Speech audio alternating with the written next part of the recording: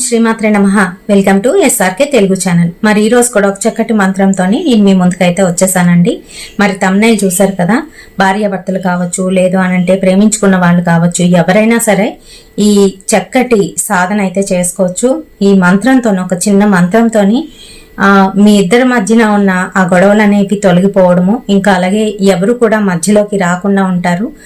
అయితే మరి ఇక్కడ ఈ సాధన ఎలా చేయాలి, ఈ పూజ ఎలా చేయాలి అనే దాని గురించి వీడియోలోనైతే క్లియర్ గా చెప్తున్నాను. కాబట్టి వీడియోని ఎక్కడ కూడా స్కిప్ చేయకుండా చూడండి. ఇంకా మన ఛానల్ని ఎవరైనా కొత్తగా చూస్తున్న వాళ్ళు ఉంటే తప్పకుండా మన ఛానల్ని సబ్స్క్రైబ్ చేసుకోండి. పక్కన వచ్చిన బెల్ ఐకాన్ని క్లిక్ చేస్తే నేను వీడియో పెట్టగానే మీ వరకు నోటిఫికేషన్ అయితే వచ్చేస్తుంది. మరి ప్రత్యేకించి దీనికైతే పెద్దగా ఏం చేయనక్కర్లేదు. కాకపోతే 108 రోజులు మీరు కొన్ని నియమాలు అయితే పాటించవలసి ఉంటుంది. ఆ నియమాలు పాటిస్తూ మీరు ఒక్కరే చేసుకుంటున్నారు కాబట్టి పెద్దగా ఎవరికి ఇబ్బంది అయితే కలగదు. మీరు నియమాలు పాటించడం వల్ల అవతల వాళ్ళకి ఇబ్బందులు అయితే కలగవు.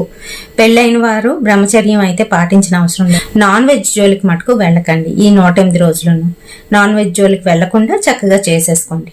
ఓకేనా?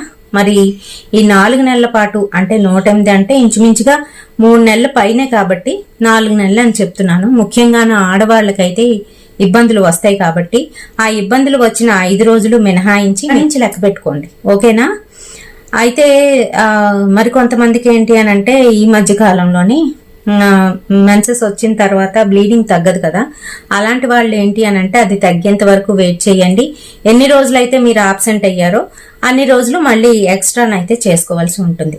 ఇది ప్రాతకాలంనే, అంటే ఉదయాన్నే లేచి చక్కగా స్నానం చేసుకొని మీరు ఆసనం వేసుకొని మీ దేవుడి గదిలోనే తూర్పుకి ఉత్తరాభిముఖంగాను, అంటే తూర్పు ఇది అనుకోండి, ఉత్తరం ఇటుపక్క వస్తుంది కదా, ఇటుపక్కకి ఇలా తిరిగి కూర్చొని మీరు ఈ మంత్రాన్ని అయితే జపించవలసి ఉంటుంది. దీనికి సంబంధించి మనము ఏదైనా ఒక మంచి రోజు చూసుకొని మొదలు పెట్టుకోవాలి. మంచి తిథి, వార, నక్షత్రము మీకు సంబంధించి ఆ నక్షత్రము అనుకూలంగా ఉండేటట్టు, ఆ వారము ఇంకా అలాగే తిథి కూడా మీకు అనుకూలంగా ఉన్నదైతే ఆ రోజు మొదలు పెట్టుకొని ప్రతిరోజు కూడాను ఈ పూజ కోసం అంటూ ఏవో ఒక 2 జతలు పక్కనైతే పెట్టుకోండి. ఎరుపు రంగు వస్త్రాలు. ఈ ఎరుపు రంగు వస్త్రాలను ధరించి అమ్మవారిని సూచిస్తాయన్నమాట. పార్వతీ అమ్మవారికి సంబంధించింది కాబట్టి ఇక్కడ మనం ఎరుపు రంగు వస్త్రాలను అయితే ధరిస్తున్నాం. అలాగే 7 ఎరుపు రంగు ఒత్తులను అయితే తీసుకోండి. మామూలుగా మనకి రంగురంగుల ఒత్తులు అయితే అమ్ముతూ ఉంటారు పూజా స్టోర్స్ లోని. కొనుక్కొని ఈ 7 ఒత్తుల్ని కూడాను ఒక్కదాని కింద చేసి జ్యోతినైతే వెలిగించాలి. ఆముదంలోని వేసి జ్యోతినైతే వెలిగించాలి. మరి ఆముదంతోని దీపారాధన చేయకూడదు అని చెప్తారు కదండి. మీరు ఇక్కడ ఆముదంతో అని చెప్తున్నారు కదా అని అంటే కొన్ని రెమెడీస్ కోసం మరి ఇది తప్పదు. కాబట్టి భార్యాభర్తలు అనుకూలంగా ఉండడం కోసం, లేదనంటే రిలేషన్ లో ఉన్న వాళ్ళు అనుకూలంగా ఉండడం కోసం తప్పవు ఇలాంటివి. మరి చేసుకోవడమే. అయితే ఆముదంలోని చక్కగాను ముంచేసి 7 ఒత్తులు ఒకే ఒత్తిగా చేసి జ్యోతినైతే వెలిగించండి. చక్కగాను మీరు తూర్పు ఉత్తరానికి అభిముఖంగానైతే కూర్చొని జపసాధన అయితే చెయ్యాలి. కేవలం 12 సార్లు మాత్రమే నేను పైన చూపిస్తున్న ఈ మంత్రాన్ని జపించాలి. చాలా చిన్న మంత్రము. ఇవి బీజాక్షర మంత్రాలు. సో మీరు గురుముఖంగాను మీరు తీసుకొని చదవలసిన అయితే అవసరం లేదు. చక్కగాను మనం భైరవునికి దండం పెట్టుకొని, స్వామి నేను ఇలా చెయ్యాలి అనుకుంటున్నాను, నా భర్త కావచ్చు, లేదనంటే మీ రిలేషన్ లో ఉంటే వాళ్ళ పేరు చక్కగా ఒక పేపర్ మీద అయితే రాసేసేయండి. రాసేసి నేను ఇలా అనుకుంటున్నాను అని సంకల్పం చెప్పుకొని ఆ పేపర్ని భైరవుడి ఎదుటిగానైతే పెట్టండి. ఇంట్లో భైరవ స్వామి ఫోటోలు లేకపోతే ఈశ్వరుడి ఎదుటిగానైనా కూడా పెట్టేసి దాని మీద అక్షింతలు వేసేసి దండం పెట్టుకొని ఆ అక్షింతలు మళ్ళీ తీసుకొని మీరు శిరస్సు మీద అయితే వేసుకొని సంకల్పం చెప్పుకోండి. ఈ సంకల్పం ఏంటి అని అంటే, మేము నా భర్త కోసం చేస్తున్నాను, లేదంటే నేను నా భార్య కోసం చేస్తున్నాను, నేను ప్రేమించిన అబ్బాయి కోసం చేస్తున్నాను అనుకొని మీరైతే అక్షతలు వేసుకొని ఇలా అయితే మొదలు పెట్టండి.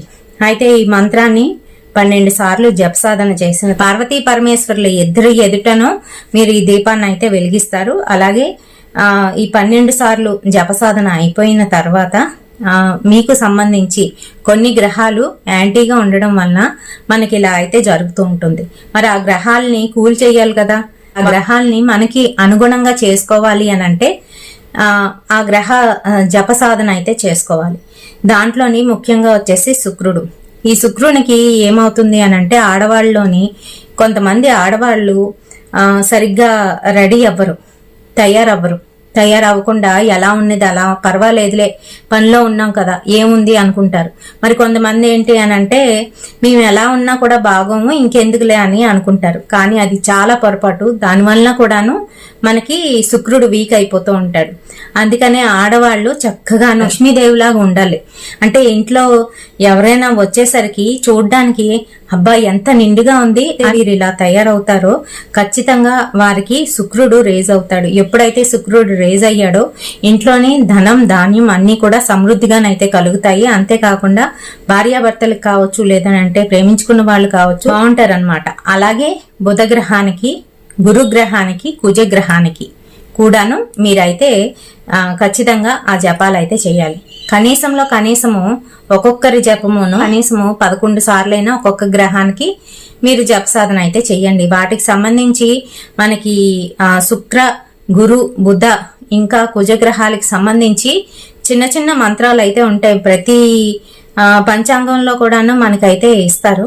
అవైతే చిన్న జప సాధన, వాటికి సంబంధించిన సాధన అయితే ఒక 11 సార్లు, లేదు అనంటే ఇంకా టైం ఉంటే 108 సార్లు మీరు చేసినట్లయితే ఖచ్చితంగా మీ గ్రహాలన్నీ కూడా మీకు అనుకూలంగానైతే మారుతాయి.